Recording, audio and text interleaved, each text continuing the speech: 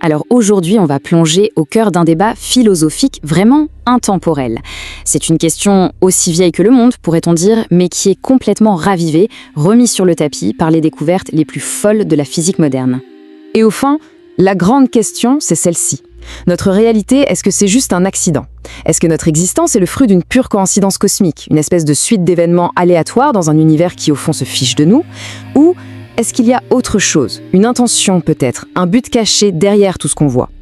Et attention, ce n'est plus seulement une discussion de salon entre philosophes.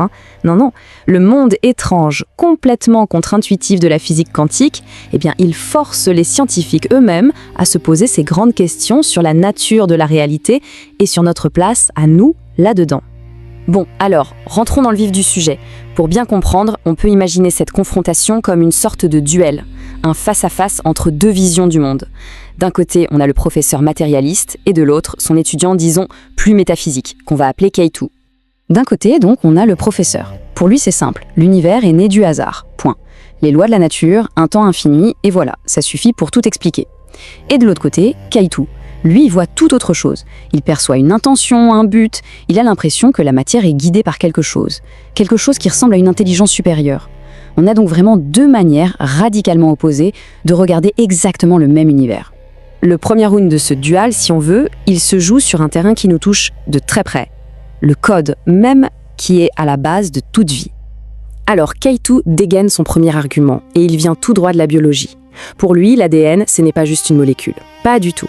C'est un code d'information, d'une complexité, d'une sophistication absolument folle. Un vrai livre chiffré. Il dit, regardez, cette architecture logicielle, elle est bien plus avancée que tout ce que l'homme a jamais pu créer. Pour lui, c'est impossible que ça vienne du hasard. C'est forcément la signature d'un auteur. Et là, évidemment, le professeur réplique. Il pose une question, et elle est cruciale. Ok, c'est complexe, c'est stupéfiant, d'accord, mais est-ce que ce n'est pas tout simplement ce à quoi on doit s'attendre quand on laisse les lois de la physique et de la sélection naturelle faire leur travail pendant des milliards d'années? Pour lui, le vrai créateur, en fait, c'est le temps. Allez, on passe au deuxième argument, et là, on touche à un mystère qui nous concerne absolument tous. D'où vient la conscience? Le débat se déplace donc sur le terrain de l'esprit. La question est vertigineuse. Comment est-ce que de la matière inerte, des atomes, des trucs sans pensée, peuvent tout d'un coup donner naissance à l'expérience subjective, à la pensée, à l'art, à l'amour? On appelle ça d'ailleurs le problème difficile de la conscience. Et pour Keitou, c'est clair. Cette conscience, c'est une sorte de phénix improbable. C'est la preuve qu'il y a quelque chose de plus dans la réalité, quelque chose qui va au-delà du simple matériel. Et on arrive maintenant à ce que Keitou considère un peu comme son arme fatale. On entre dans le domaine le plus bizarre, le plus déroutant de toute la physique, la mécanique quantique. Bon, avant d'aller plus loin, petit point sur un concept clé, parce que c'est important. Dans le monde quantique, une particule, avant qu'on la mesure, elle n'a pas vraiment de position. Elle existe dans une sorte de nuage de probabilité, on appelle ça un état de superposition. C'est seulement l'acte de la mesurer, de l'observer, qui la force à choisir un état, à devenir réel et unique. Et c'est ça, l'effondrement de la fonction d'onde. Donc, pour résumer, ça commence par un potentiel pur, ce fameux nuage de possibilités. Ensuite, hop, il y a une interaction, une observation. Et c'est seulement à ce moment-là que notre réalité, celle qu'on connaît, se solidifie. Ce qui est fou, c'est que l'observation ne fait pas que regarder la réalité, elle a l'air d'y participer, de la créer en quelque sorte. Du coup, la question cruciale, c'est « mais c'est quoi un observateur ?» Alors, l'interprétation la plus classique, celle de Copenhague, nous dit que n'importe quel appareil de mesure, ça fait l'affaire. Mais il y a un prix Nobel, Eugène Wigner, qui a balancé une idée beaucoup plus radicale. Pour lui, seule une conscience peut provoquer cet effondrement. Et là, ça change tout.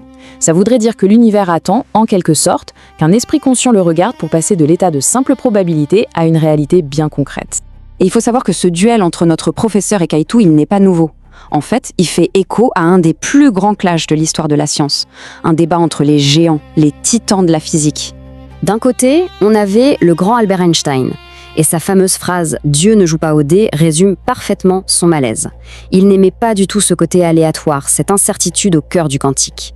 Pour Einstein, la réalité devait être objective, prévisible, qu'on soit là pour la regarder ou pas. Et de l'autre côté, Niels Bohr, un des pères de la théorie quantique. Sa réponse à Einstein est devenue légendaire. Einstein arrêtait de dire à Dieu ce qu'il doit faire. Ça montre bien qu'il acceptait, lui, une réalité bien plus bizarre, une réalité où la probabilité et l'observation sont au centre de tout. Et on retrouve le même affrontement finalement, une réalité objective d'un côté contre une réalité participative de l'autre. Tout ce duel, toute cette exploration, nous amène donc à une question finale. Une question qui résume tout l'enjeu. Et c'est la question qui reste en suspens. Est-ce qu'on est juste le résultat d'une loterie statistique, un accident cosmique, magnifique de complexité, c'est vrai, mais au final dénué de sens? Ou alors, est-ce que le code génétique, la conscience, et même ces lois quantiques si étranges, sont les vers d'un immense poème divin, un univers créé avec une intention, pour que des esprits comme les nôtres puissent le voir, le contempler? La science nous a amenés jusqu'à ce carrefour. Mais la direction à prendre? Eh bien, ça reste une question ouverte.